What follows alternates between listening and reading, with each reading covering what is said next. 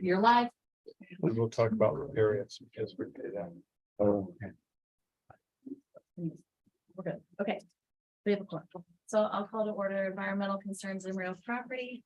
Could I have a motion to approve the minutes of our meeting? Thank you Supervisor Jarrett, second by Supervisor Smith. Any discussion? On favor, please say aye. Aye. Opposed? That carries. Thank you. We're going to do two segments of privilege of this board, if that's okay, because I know there's some people here that want to talk. Can you hear me now? Maybe this isn't on. Yes. Sounds fine. More coffee. I already drank a bunch of coffee this morning. I'll just be louder. How's that? I don't think this is on. Oh, it's on. Okay. So if that's all right with everybody, we'll do two segments of public comment. In case anyone wants to speak just to the climate change thing, we'll do that second. We're going to cover the real property agenda first. So Lexi, you're up. Okay. We're gonna jump to the discussion items. So real property tax mapping changes. So we need to make some software updates. Or software changes, I should say, for the mapping program that we are using. We're currently using ArcMap, which will be retiring, which means the support will also be going away. We need to migrate to ArcGIS Pro. And many counties across the state of New York are also in the same process as we are to make changes. Some of them are using outside vendors or even Esri, which is the developer of GIS, at a much greater cost. There's a kind of local vendor, BHB, that would charge us $1 a parcel to make that conversion if we went through a vendor. However, here in Warren County, we are pretty lucky because we have Sarah Frankenfeld, our GIS administrator, who already is using the GIS Pro. And she has offered to do the conversion for us from our what we're currently using, which is the ArcMap, to the Pro. So that's going to save us thousands of dollars because we have currently 46,200 plus parcels in the county. So at $1 a parcel, you know, you were looking at almost 46,300 parcels. So we're hoping to do it gradually and get the mappers some needed training for the GIS and for the new ArcGIS Pro software. I have asked for an increase in my training budget to cover those needed costs for the training. So I'm hoping that training will help make things progress smoothly, because there is a lot of different things in the Pro compared to the regular ArcMap. So I'm just asking that you guys maybe support the training increase in my budget this coming budget season. So with that being said, I gave. Before you move on, in case there's questions about the training or the change. Yeah. That's right. Just the cost for the ArcGIS Pro. Any idea what's up on top? That's gonna go through the planning. The license is gonna go through the planning department. They have that in their budget. They took over the Esri stuff, so that is in their budget. I had asked Sarah, I know that they are. They're after us. Yeah, usually after us. She thought she was gonna try to be able to make it, so but I don't know the actual cost of the license. Okay. The training, did you say the cost for that? Nope, but I can. I'm gonna do a Mike Wild thing here. What are our options? I mean, if we don't do this, what are we gonna do? I mean, we kind of got to do it, right? Well, the support is going away Well, that's as what I'm well saying. as it, so, we yeah. really, We really should probably plan on, it, shouldn't we? Yeah, we certainly don't want to go backwards.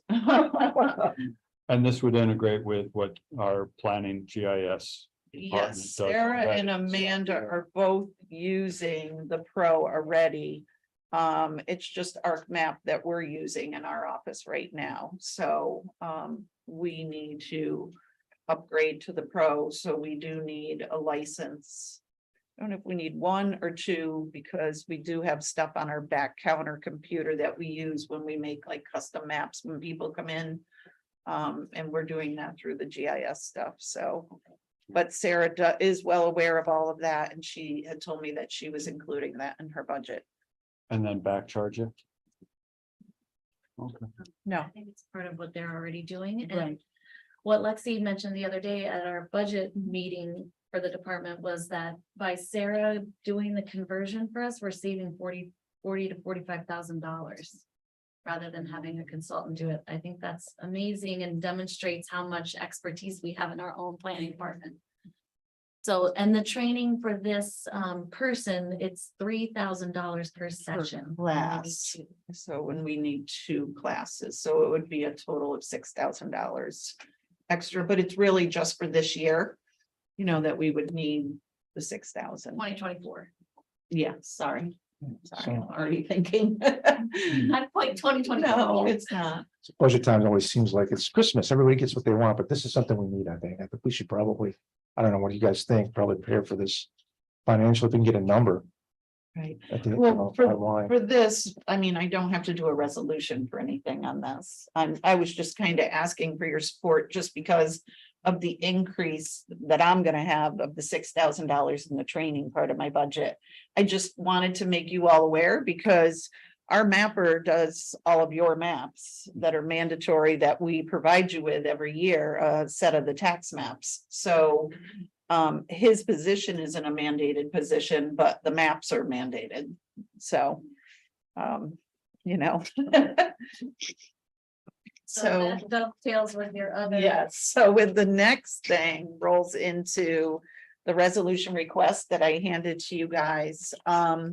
I had a budget meeting on Tuesday where we talked about this. It's a creation of a new position. And it was recommended to me to bring this through my committee level, and I thought since we were already discussing the changes, I already had that on my agenda that I would incorporate this in. So I'd like to start by letting you all know that our senior tax mapper, Ron Dixon, is leaving. He's planning on retiring in April of 24. It's been here a long time. I don't know how many of you have been to my department, but I know a lot of you do know him, and he's got a lot of knowledge and a lot of experience. So I worked with Trish Nenninger and Jackie Figueroa on the creation of this new position. I have spoken about it with my budget meeting. So I kind of made notes. So anyways, so the new position that I'm looking to create is one that would overlap with our current mapper for the first 3 months of the year. So January, February, and March. Because we really need that cross training. It is very important. So that hopefully within that window, they can pick up as much knowledge as they can from Ron on what he currently does. So maps are pretty detailed.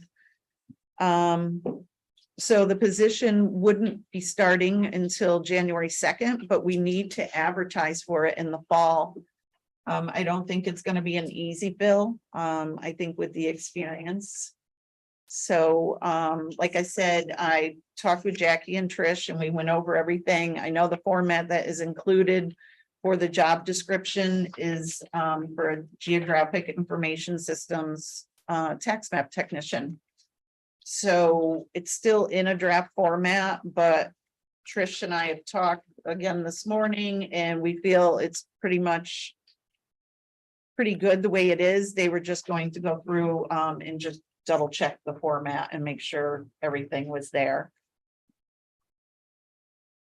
And they're thinking this is a grade 17 versus a 16. What's the difference? I think the big thing is the GIS Pro.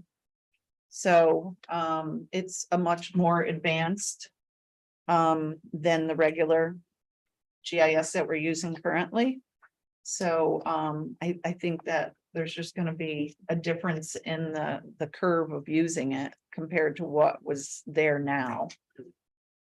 Will we have more robust maps out of this? I'm certainly hoping so. I mean, we do a lot in our office as well. So we do, I know Sarah produces a lot of custom maps, but we have a lot of public that comes in and gets custom maps from us. I know we've worked with some of the towns. I know we worked with the town of Warrensburg with their sewer, I believe it was, and generated a map for them. And so the mapper, does do a lot more when it's requested of them to be able to do those extra maps. Our custom maps that we generate in our office as well are, we do the aerial photos, we can put all kinds of overlays on them. And so there is a lot that comes out of it. And there's a lot of work in there. We used to have 2 mappers and then we kind of cut to 1. And as Ron said, he said, if I have more vacation time, I wouldn't be able to take it. He says, because of the workload that I have. So, it's a lot of work for one person to handle 12 towns and do all your map changes, your splits, your merges. And also they're assisting with the staff reading of the deeds. Supervisor Smith? Just a question. So the present salary is grade 16, correct? Or the present position's a grade 16 rather, It is, and the new one's a grade 17 as you written down here. So those are right. yeah, So I'm just seeing that the difference between the 17 salary and B and then the one Daniel salary and D, is that because of time and grade time and Longevity. service? Yeah, okay. Ralph's been here for how long? well, it's a good, he was down in Saratoga County as a mapper before he came here. So, but I think he's got 23 maybe years here. 21 or 23 years in that ballpark here, and then the rest was in Saratoga County. So for B, when it says base salary, this is this number here is going to be fully loaded for us for 2024. It You think? depends on what happens with the contract.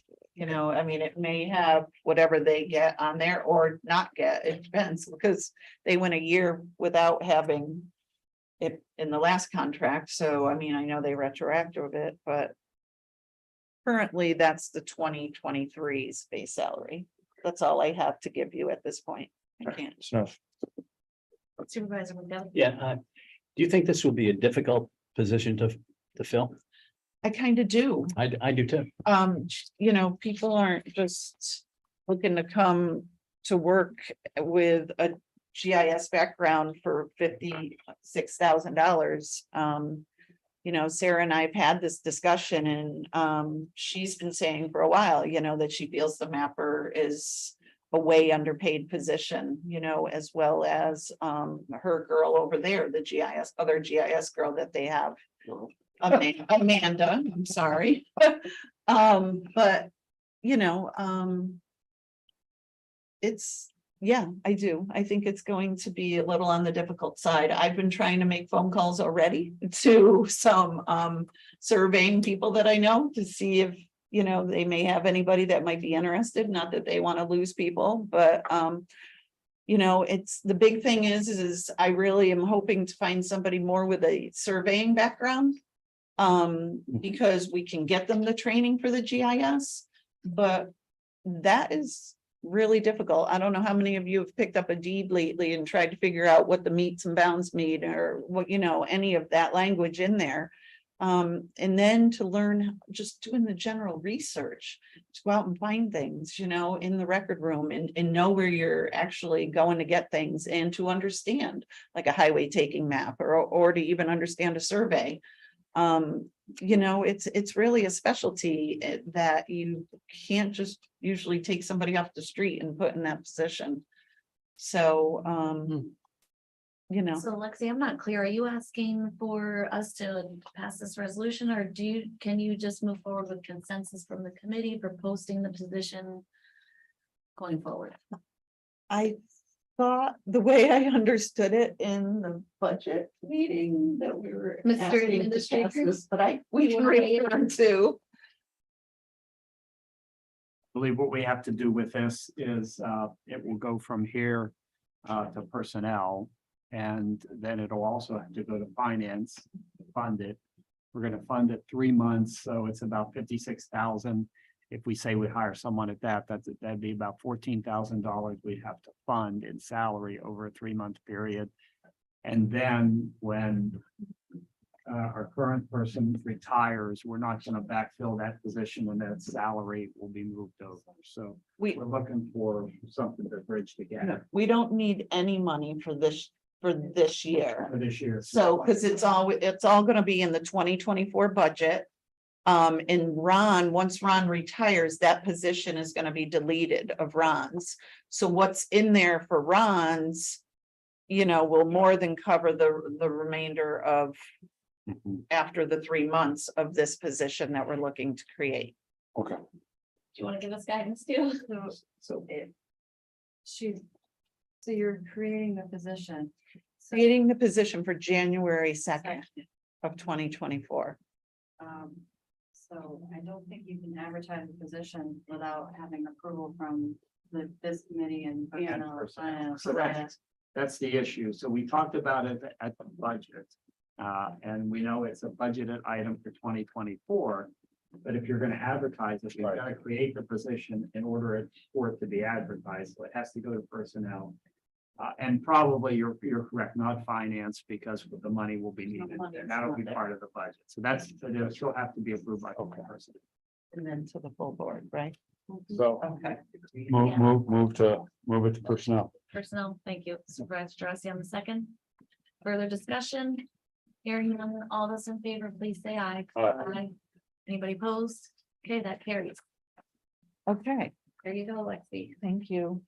Let us know how it's going. please. Yeah, definitely. So Anything on the draft local law we need to discuss? Yes. Yep.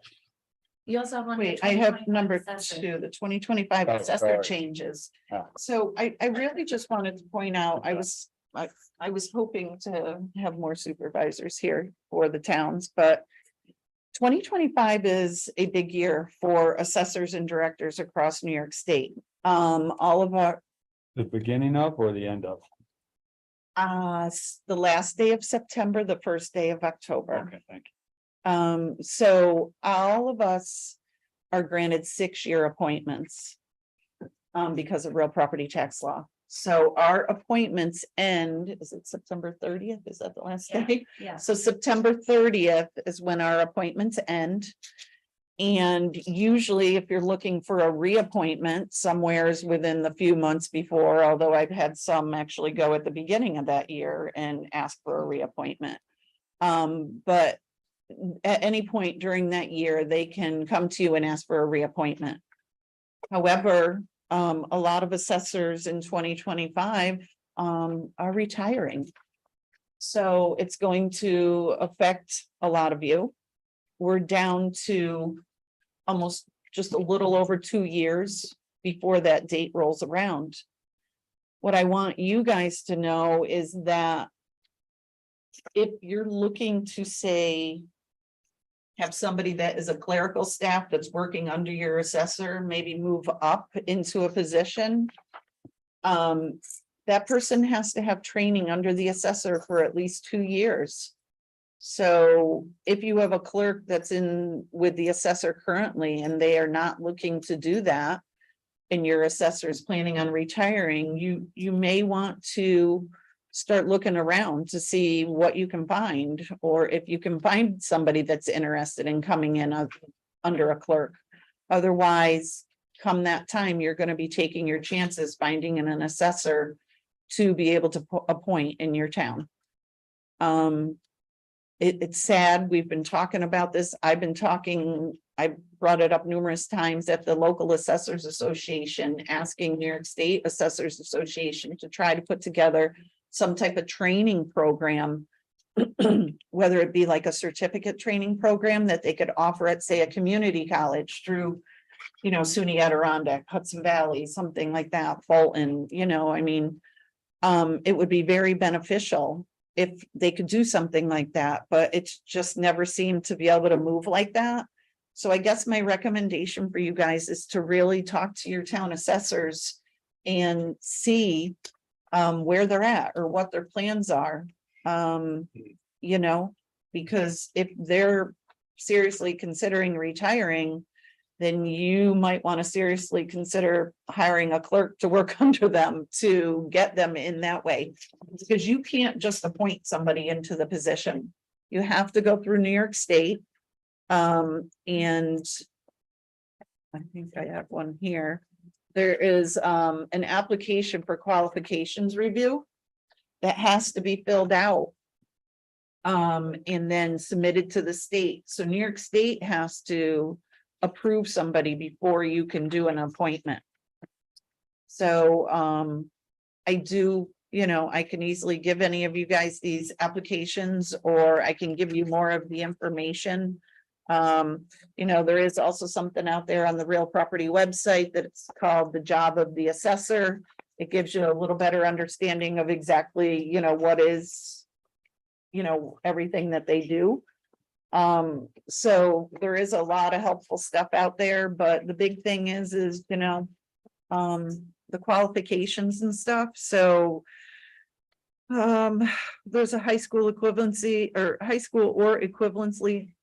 Oh my goodness, equivalency diploma in 2 years of full-time paid experience in an occupation involving the valuation of real property. Graduation from a 2-year college with 1 year of experience, or a 4-year college with 2 or 6 months of experience. A lot of information is on New York State's website that you can easily get to.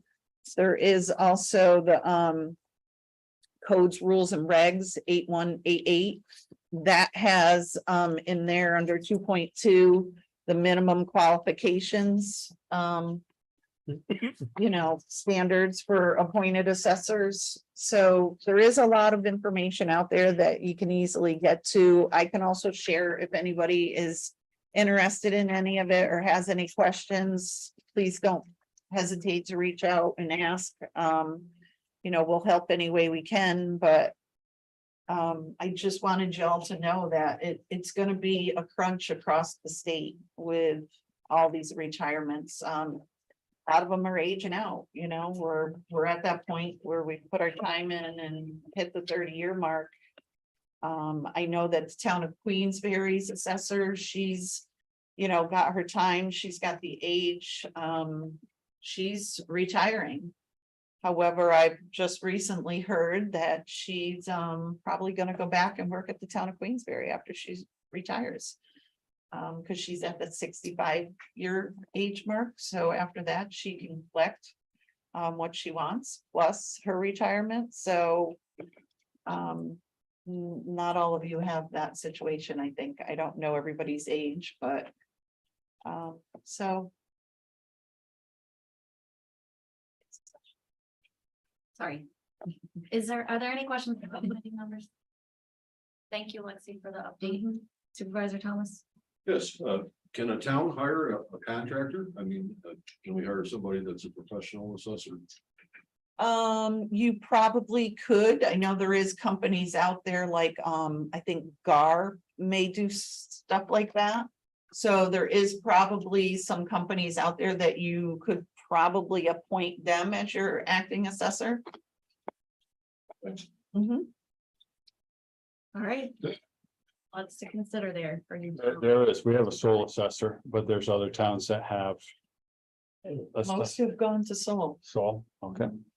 Yeah, I do know that they're the highest paid in the town for half the time they use, so, yeah, True, yeah. but good luck finding another one. I'm not saying that to be mean, but an assessor is a mandated position. Yeah. So you have to have it. And So it's a supervisor. okay.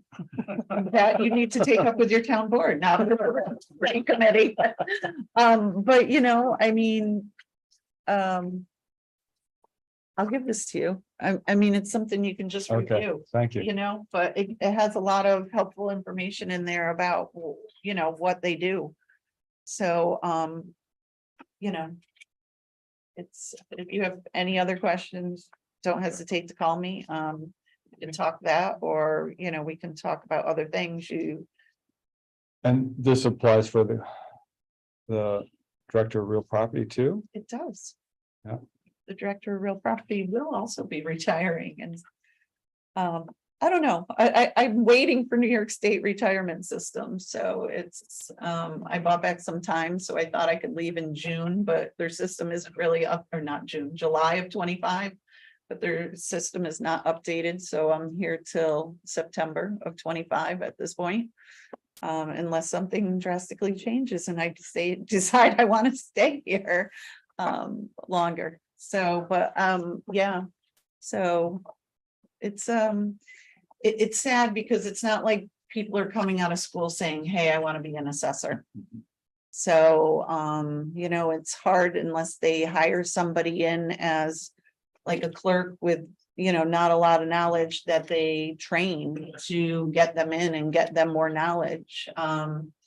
Luckily, I have been training our deputy every year, trying to get her classes, so she's that much closer to having the credited hours and education that she would need to be the director. Plus, I mean, she meets the minimum quals with all the years of experience that she has under me. So that's a plus, but it's definitely not. It's a dying breed, I guess I should say. It really is. It's sad, but it's still mandated by New York State.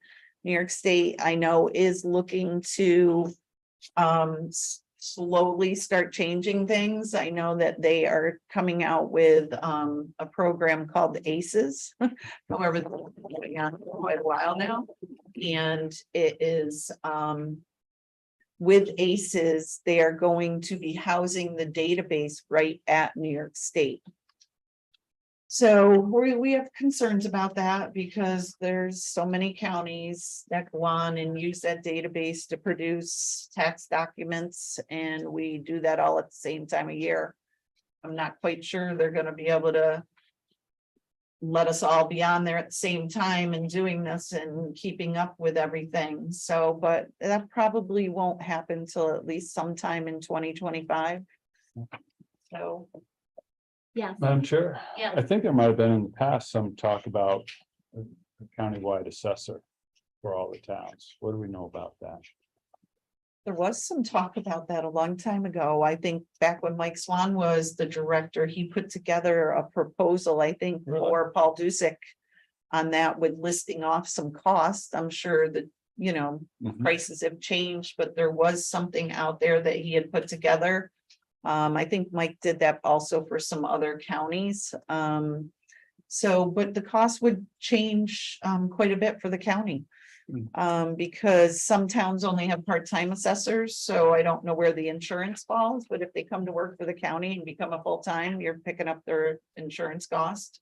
It would take a lot more employees in our office because you would have to have data collectors, you'd have to have appraisers, you would have to have county vehicles.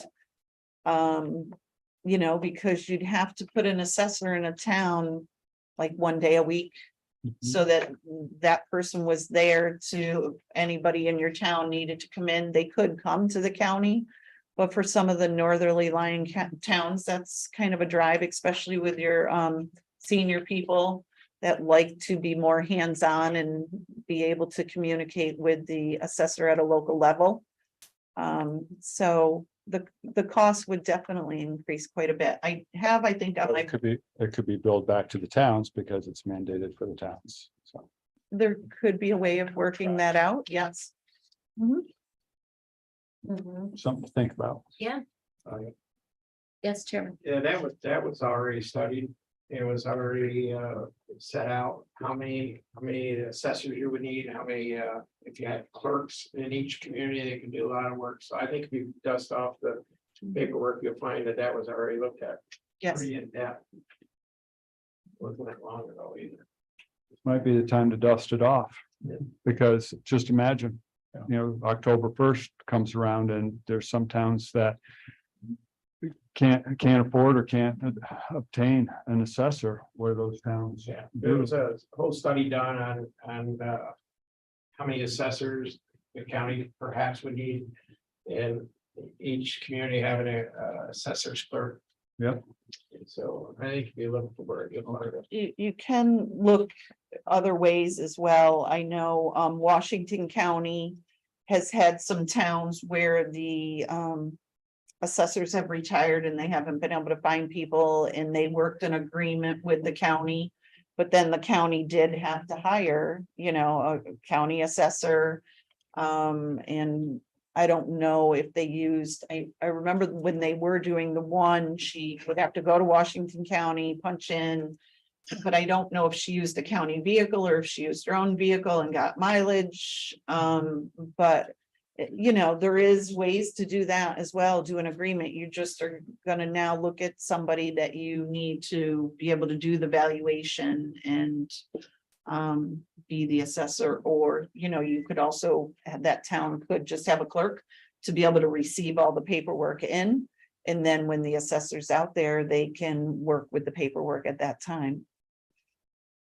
Does the committee want to see this on the pending items and Let's do that. further follow-up? Okay, Okay. do that. Find that report.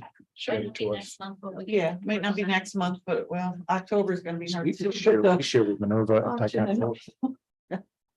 All right, well, we Yeah, can just. That's move right. She there. took up Well, we the can- control, didn't she? So we Because they share. couldn't find it. All right, should we move on to the next one? We have the local law that our attorney's office put together for us. And you just skim through, we talked about some of the major provisions last time. It's have all been included by Yeah. Mr. Elman, so. I don't know if you guys want to go through it just quickly and make sure we are all happy with that before we move it on. It looks like it has the 2 years, 10% in and survivorship. Yeah, so it's included in there. Do we need resolution for this I or think is we this, should pass it on. Do we want to? I'll bring it to the floor? To the board, Jeff? Yes, Motion to send to board. Sorry, did I hear? we do need a resolution for motion to move that to the full board. These versions. Motion by Supervisor Leggett, second by Supervisor Smith. Yeah. What tax year would this, if it all goes through? What would be the earliest tax year that would take? You won't see this until the 2025 town and county, because March 1st is our calendar. March 1st is taxable status, so March 2nd starts the calendar until March 1st. So because this is being passed now, it can't happen immediately because the final roll was already final for July 1. So it'll get applied to next year's assessment roll.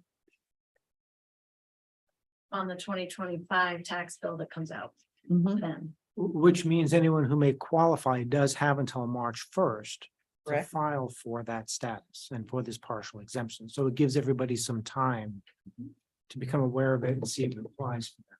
You're gonna need it. Did we work out the application process and the whole certification with the local I think that fire company or ambulance?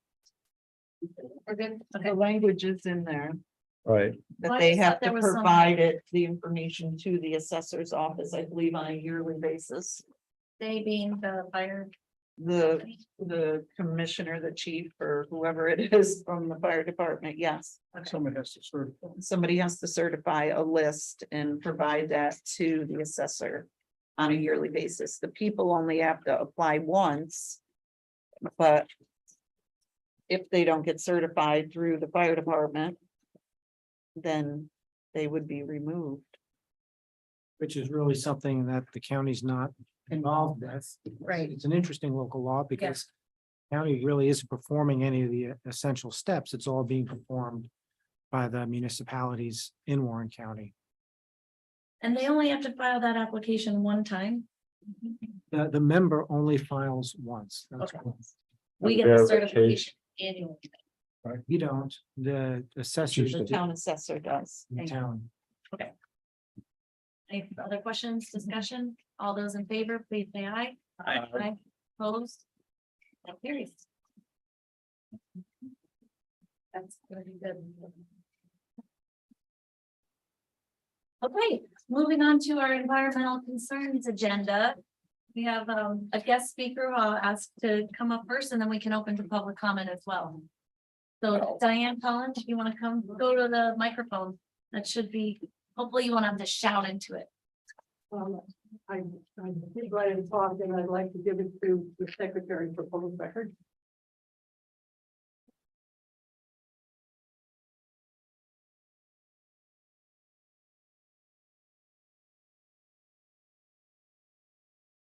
And there's extra copies here too. Do you have some for the committee members, Diane? Yep. You want to scoot them down here and we'll just distribute them. I'll pass them out. Okay, thanks. Thank you.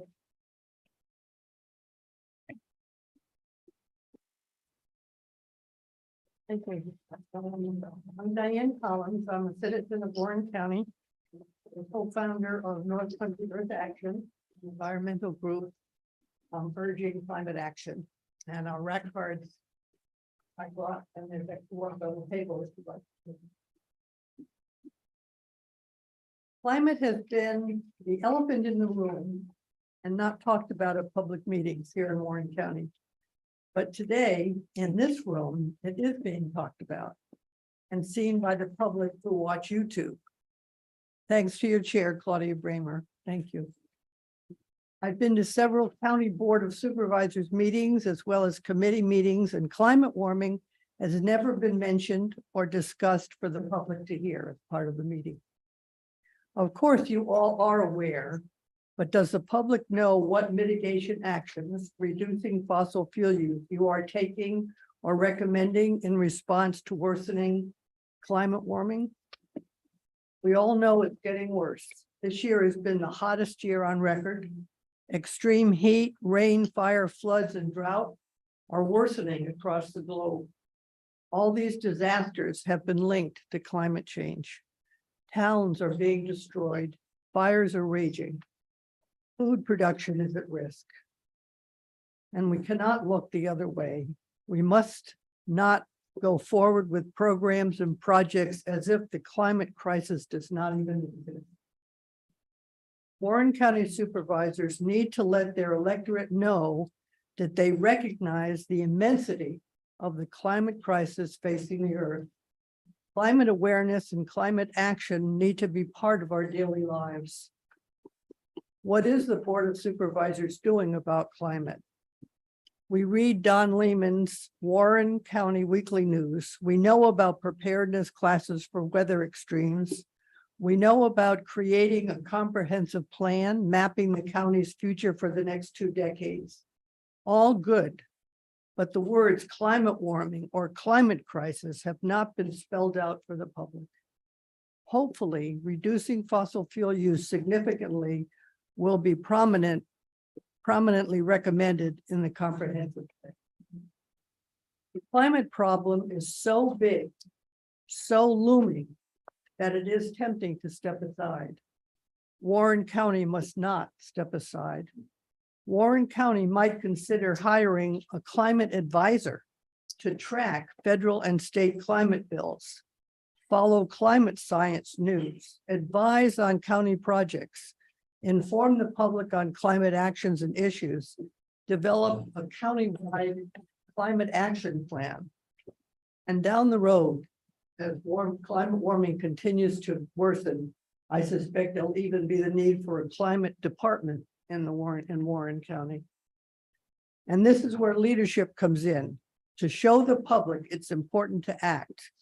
Warren County can be a model announcing their recommendations for county employees to take mitigation actions that reduce fossil fuel use, such as rideshare, driving less for county tasks, future purchases of electric vehicles, climate saving incentives, rebates, value of the heat pumps. The public may follow the lead. The public may follow your lead if they know about these actions that you're recommending for your own employees. Address climate issues at county meetings, which are also on YouTube. The public will be able to observe that climate is talked about at all your meetings. It's going to impact all your decisions. Are towns developing climate action initiatives? Share with the public. Use the Warren County Weekly News to let the public know that Warren County supervisors are responding with positive actions.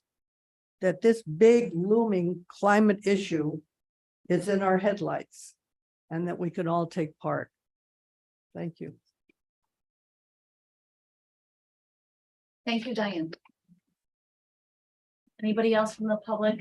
We'll have public comment afterwards too.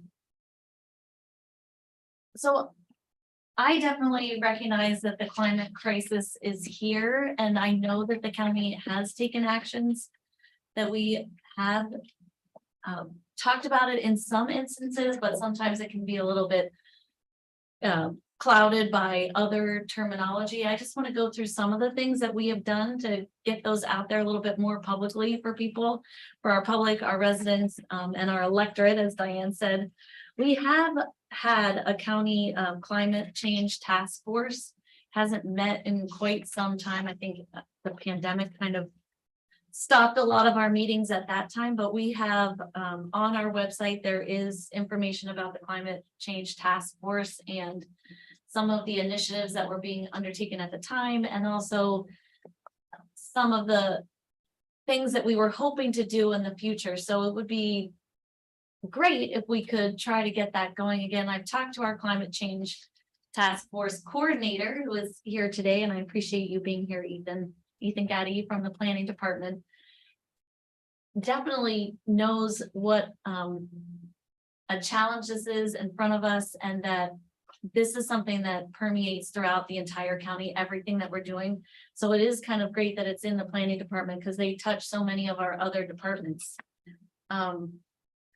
So that's on the website, and I want to point out there's like a document that had a giant table of all these initiatives that we had in front of us. I'm just going to name off a couple of them. One was an energy audit that I know Ethan worked on, and it was very labor intensive because of the way the county's electricity bills are set up. They're all over the place. If you have questions about that, you can talk to him.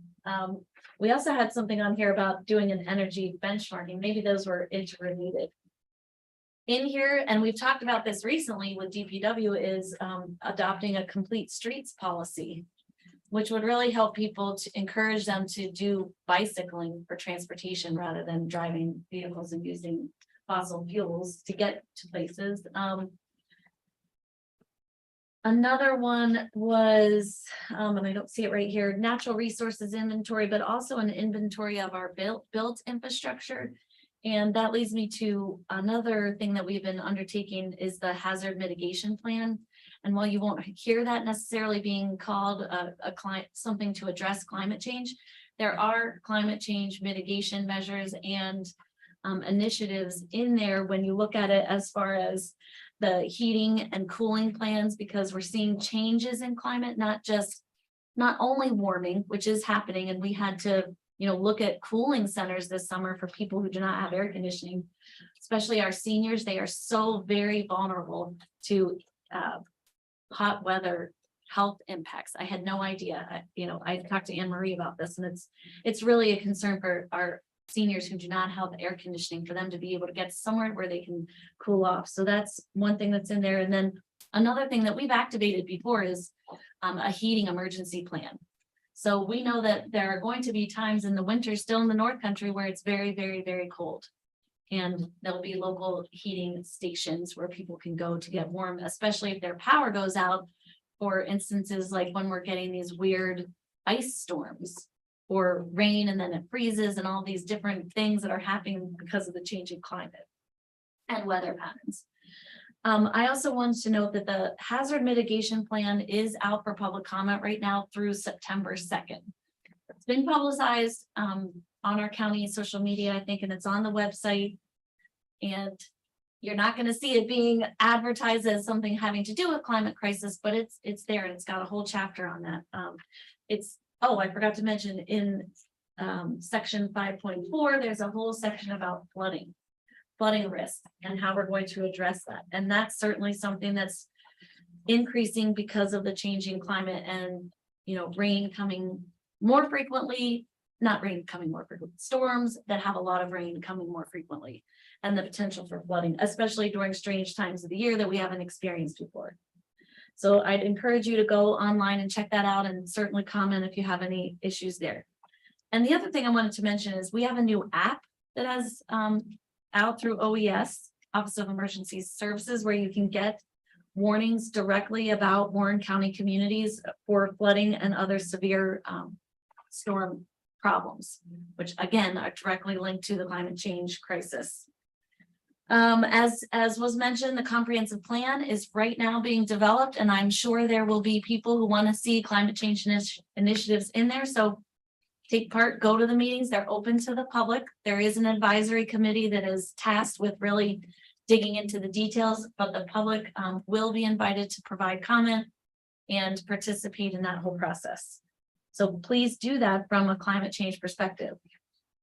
We've also just developed an organics waste management plan, and that also has climate change implications, because the more we reduce our organics from going to landfills, the less it will cost us for the tipping fees, and the less it will cost us in fossil fuels to be driving it to the landfill. And we can help with reduction of emissions when we keep the food waste here and compost it and reuse it for important purposes here. And then county facilities has a whole slew of things that we've been doing. And I know Kevin Hages would say, and I think the chairman even mentioned it recently, about right sizing our culverts for the increasing storm and flooding.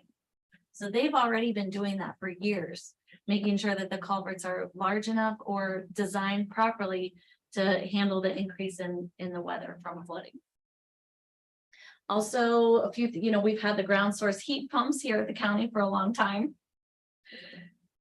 We also have the solar being developed at the airport. We have EV charging stations out front for the public. I know we get some criticism about the cost of that and people not using it. So I encourage the public to go out here and charge while you're coming to a county meeting. And we also have a couple of EV charging stations for our own fleet. We have 2 EVs in the fleet right now. And that is something that our purchasing agent and the DPW fleet supervisor have been working on for years to transform our fleet from fossil fuels to electric vehicles. We also have 3 hybrids that have been in the fleet for a while now. And it's just been really hard since the pandemic to get more EVs.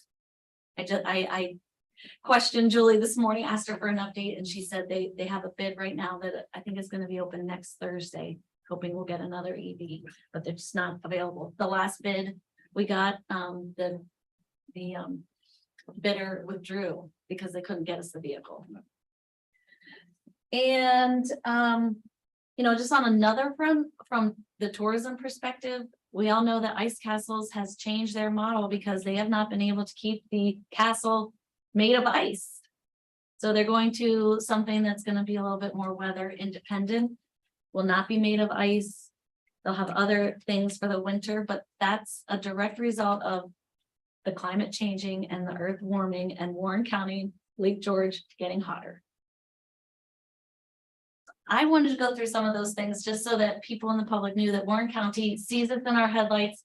We are not sticking our head in the ground, and we are trying to do what we can. If you have any suggestions, the public is free to give us those suggestions, and we'll continue to work on it comprehensively through our planning department, DPW, tourism, as many departments as we can. That's my report to the committee. Supervisor Leggett. Madam Chair, thank you for updating. That's good. That's a pretty impressive list.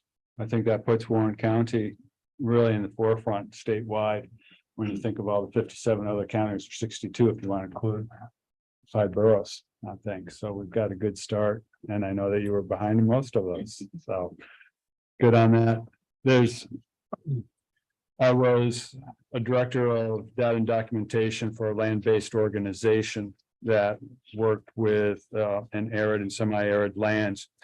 And we worked a lot on, and they're greatly affected by the changes in climate. And as are the people that live off of the land, whether it be in Africa or the southwest of the US. And it always upsets me that the land side of climate change does not make the news. What does make the news, I hear about Ireland wanting to reduce their cow population because of the methane that comes from cattle, biological activity. And it's just looking in the wrong direction, I feel. 60% of the Earth's surface fits into arid and semi-arid lands, and throughout the industrialization of our economy, the loss of soil organic matter has contributed greatly to the increase of carbon dioxide in the atmosphere. And it's through, I'll use the term, poor management of this land and this land base. Because we live in an industrial society, and because most of the population obviously lives in urban areas, you tend to think that the problem is very much generated by everybody driving their car or heating their home or cooking their food over a fossil-based fuel source. But what gets totally ignored is the mitigation efforts to take this is putting the carbon dioxide back into the ground through the use of the greatest organism, the green plant, that takes the carbon dioxide, converts it into oxygen, and puts that carbon dioxide back down into the ground and sequesters. Warren County is about 90% forested. We have a lot of carbon dioxide going back out of the atmosphere and into the ground because of our forest cover. A lot of it is a mature cover, so you don't get that much gain in the increase of what's going into the ground. But this is something that we are looking at Adirondack wide on the issues of what we can do as a region and our forests to make these mitigation efforts. I am very concerned on the state's program for taking away fossil fuel powered stoves and heating systems within homes, especially when we do live in a forested area. The town of Chester, when I came into office, put in a pellet boiler to offset our use of fossil fuels, fuel oil boiler, to heat our municipal center. We've taken out a 12-year bond on that. We've got a lot of money invested in this, and it was a pilot project along with NYSERDA to see how this would go. We cannot get bulk pellets. So we are stymied. And as far as alternatives go, it's a lesser of two evils. A plant-based pellet boiler is going to be more of a renewable source. Remember, we used to talk about renewables, and we still do, but it all went to an electric. But there's also the renewable of what we can grow and what we can process and can use for our energy sources. I would like to think that perhaps through whether it be NISAC, the AATV, the other organizations within the state, to be able to help modify some of these state climate goals to make them more region specific on things. Here, where we have a very rural population who has a ready supply of, I'm going to call it clean, under a definition of, if I go cut a tree in my backyard, chop it up, and I burn it for heat in my house, and then take the ash and put it back into my garden, it is a closed loop cycle that grew on my place, and so on and so forth. So if we're going to make anybody suffer, let it be somebody that's on the 12th floor of a 700 unit apartment building in New York City. That they can't get that clean. My subject of a clean energy. So just some comments. I would like to think that we're not making anyone suffer, but I do want to comment that quickly that I don't believe that that most recent bill that talks about natural gas powered stoves would prohibit renewable wood pellets. I think it was It's, any carbon-based fuel. Yeah, Yeah, that's why I can't get the pellet factory across the river. so. Supervisor. Something else I think we gotta be careful of. I'm an engineer, and so when I'm looking at these, and we kind of talked about this at one point, these advances we're making in solar power or battery power, or things like this, they're great, don't get me wrong. But what we're doing is we're using up all the rare earth elements to make these things that are not going to be recoverable when we throw these away. So we've got all these solar farms. Now, solar farms 20 years ago was basically a black earth, you ran water across it and heated it up, and that was it. But now they've got the dielectrics in it, they've got all these other advances in it that in 10 years or 20 years are going to be obsolete because we're going to have more advances. Now, what are we going to do with all these solar panels that are out there? Where are we going to put them? We can't recover the equipment. We can't recover the materials from it. It's too expensive. So we're just going to throw them in a pile somewhere. So in our planning for this, we got to, it's kind of a knee jerk thing. You know, the computers, we're using gold, titanium, plutonium, platinum that we're not going to get, we can't recover from these things. So when I look at the resources of the earth, it's like having a piggy bank full of pennies. We're taking these pennies out. And because of, I think the number one contributor to climate change, which is population. I think when I was a kid, the population was 2 billion. It crossed 9 billion last year. And most of that's not here. Most of the climate change that's happening isn't really happening here. So what we do, and I hate to say it from a 20,000 foot perspective, whatever we do in Warren County is not even going to be a rounding error on impact. It's great that we're doing it, but to affect the whole thing, we're not putting a dent in it. That's to say we shouldn't do it. So when we're using all this equipment, we're taking these pennies out faster than ever right now. And what I'm concerned with as we're talking about this is water, because that's going to be the last most valuable resource we're going to have. I think it's probably the only one that's not tainted right now. So as we're moving forward with these initiatives and we're concerned about climate, good. We're concerned about resources, good, but we should start to be really concerned about water. So there's my 2 cents worth. We got 4 cents so far. On the recyclable issue, that could be another place where we can leverage our AATV groups and NISAC, because there have been bills about, you know, making sure that we are recycling those materials or extracting them before they become waste. Yeah, In 20 years. my partner works for OCS, used to work for MOSA. I don't know if everybody knows what MOSA used to be, the Montgomery Otsego Schoharie Association. It was a place where they managed waste down in those 3 counties, a tri-county waste thing. And they would pick up single stream recyclables. And at the time, the Chinese were taking them. So we just throw them on a boat, off they go. And what do the Chinese do with them? They dumped them in the ocean, they burned them. Now the Chinese aren't taking them. So most of our recyclables, most of the things, most of our trash that we think is recyclable is not. It's being burned. Most of those plastic things that what is it? The watermelon comes in, or your little salad comes in, those aren't recyclable. Those go right in the furnace. So we're separating a lot, but very, very few of that, very little of that's actually being recycled. I think if we had some numbers on that, it would be a little shocking. Well, we have a waste coordinator in DPW who we're trying to rehire. So I know that person, along with Zero Waste Group, was trying to help us gather some data on what was happening with recyclables here in Warren County. So I can follow up with you on that. I dare you. Yeah, you asked. Go ahead, Supervisor McKibben.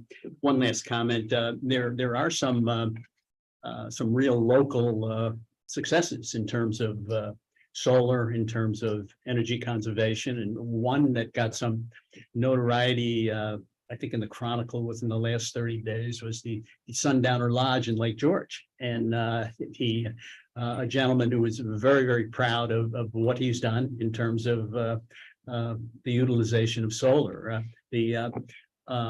My son has solar on his house. I have a slate roof, so I don't have solar. He has his. If you've never driven a all electric vehicle, I would invite you to give Brent a call. He drives his second all electric vehicle, which he and they are fast. This vehicle has a range of, I don't know, I think 400 miles. If you have never seen a recharging station, he has one in his garage, so you can go to his garage someday and look at what it says. But there are some local successes in terms of solar and people that really believe in the message, and I thank you for bringing it to our attention, Claudia, today, because it's a topic that needs to be investigated further. Thank you.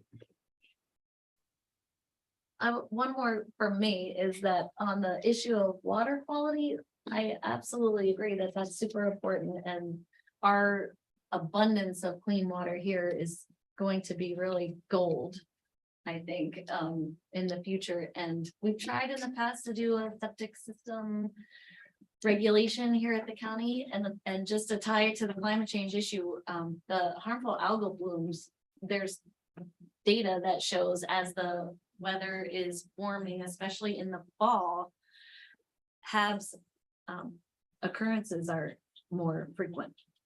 And the nutrients that are coming in from septic systems are leading to the, a part of that whole confluence, I guess, of that issue. So if anyone's interested in trying to look at septic systems again, I'm up for it. Anything else? Public comment? Anybody else want to say anything before we wrap up?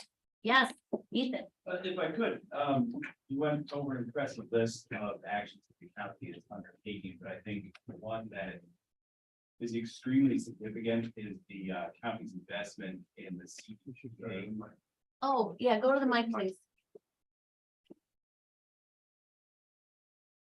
Thanks. I just want to say that the list of actions is impressive, but the CDTA merger, that's an incredible amount of investment from the county. That also represents reduction of one of the largest sources of greenhouse gas emissions. So, sort of gloss over that would not be good. Sorry, Ethan. Yeah, I mean that's a the county has invested a lot of money in this initiative. And it's got a lot of benefits for the economic development, community development. So I think we should not forget about that. The CDTA system, public transit, they're extremely innovative. And I would anticipate that ridership will increase as that merger is completed. So. Yes, just go to the mic.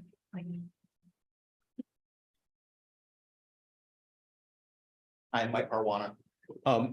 I just want to say one thing that I think gets lost a lot of the times about climate and fossil fuels and this and that. Conservation is a way of lowering costs, and whenever we can lower costs through conservation and proper planning that plans conservation into everything you do, that saves money. I mean, people often look at climate issues as costs, and they forget that it is saving money, maybe not immediately, but usually in the long term, a lot of money. And sometimes you save money directly. And I wasn't going to mention this, but as a blacksmith, I've stopped pretty much burning coal a long time ago. I still have a little bit that I use once in a while. And I've gone to propane, which is a little bit better, but not really a lot better. I'm looking at buying an induction forge, which is probably about $3,000.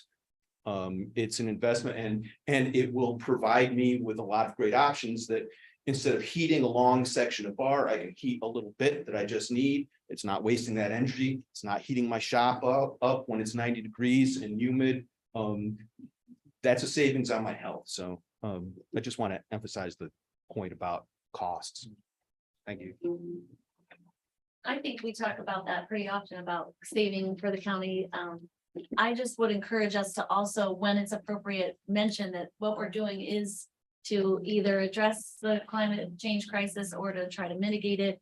And I know we can't help the entire globe, but I think that it's important that we are leaders and help our communities, because this is going to impact us as we go forward, whether or not we can change it all ourselves or not.